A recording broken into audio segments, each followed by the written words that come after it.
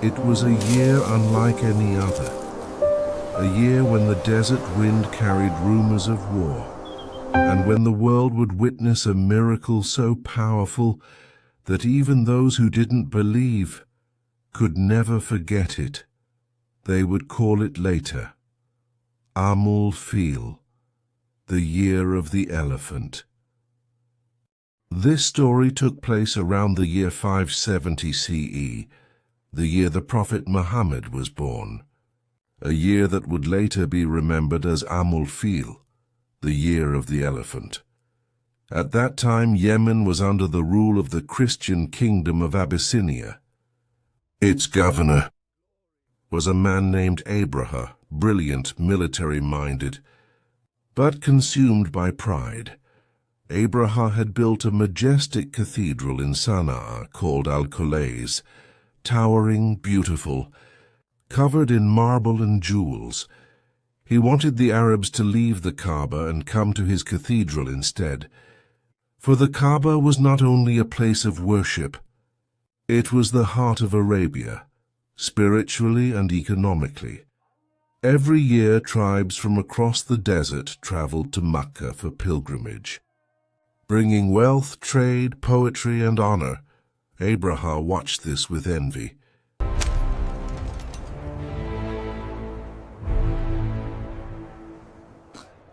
As long as they honor the Kaaba, my cathedral will remain empty. He wanted power. He wanted control. He wanted every tribe to recognize his church as the religious hub. But soon, his obsession would lead him against the Lord of the Kaaba himself. A dark plan is set in motion. If they will not come to my church, I will destroy their Kaaba. Abdul-Muttalib, the grandfather of Prophet Muhammad, was the chief of Quraysh and guardian of the Kaaba during the time when Abraha marched from Yemen to destroy it. Abraha wanted to show dominance, so he requested to meet the chief of Quraysh. Abraha had seized Abdul-Muttalib's camels. When Abdul-Muttalib met him then, instead of arguing about the Kaaba, Abdul-Muttalib asked for his camels back. Your Imperial Majesty, the elder for Abdul-Muttalib is here to see you.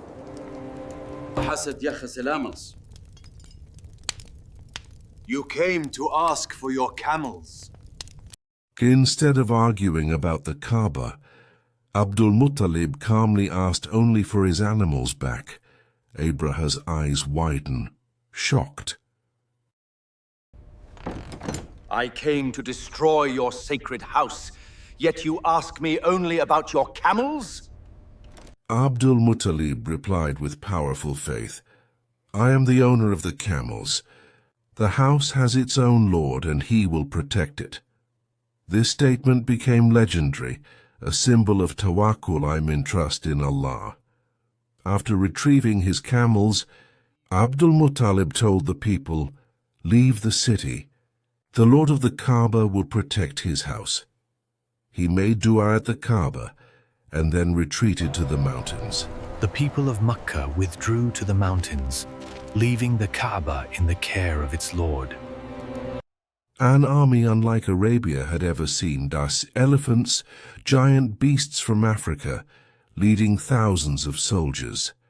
At the front stood the towering elephant Mahmud, the strongest and largest of them all. The earth shook beneath their feet. Every tribe in their path trembled and fled. The Quraysh were terrified. They had no army, no weapons, no power. So they did what believers do when the world corners them. They turned to Allah. Drums stop. The desert holds its breath. Soldiers pull, they strike. They shout commands, but Mahmud kneels. He refuses to move toward the house of Allah. They turn him toward Yemen. He stands. Toward Syria, he walks. But toward the Kaaba, he falls to his knees, trembling. Thousands and millions of tiny birds, Ababil, fill the sky like a storm. Each bird carries small stones of baked clay, just 3 stones, 1 in the beak, 2 in the claws. A silence, then they descend. Stones fly like arrows guided by divine command, striking the soldiers one by one. Armor shatters, flesh burns, pride collapses. The army melts like wax. Abraha runs, but the stones follow him until his body breaks piece by piece.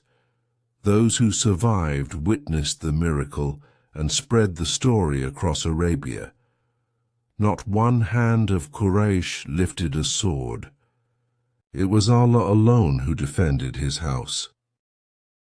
Years later, when the Prophet Muhammad was in Makkah, Allah revealed these words.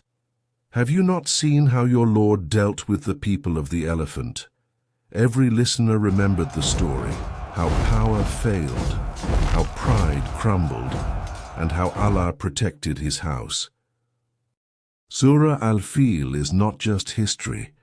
It is a warning and a promise, a warning that no power can challenge Allah, a promise that believers are never alone.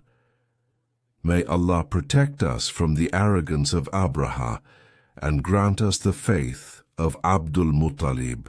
Ameen. ألم تر كيف فعل ربك بأصحاب الفيل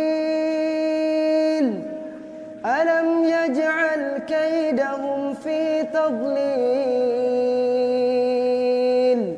وأرسل عليهم طيرا أبابيل ترميهم بحجارة من سجيل فجعلهم كعصف مأكول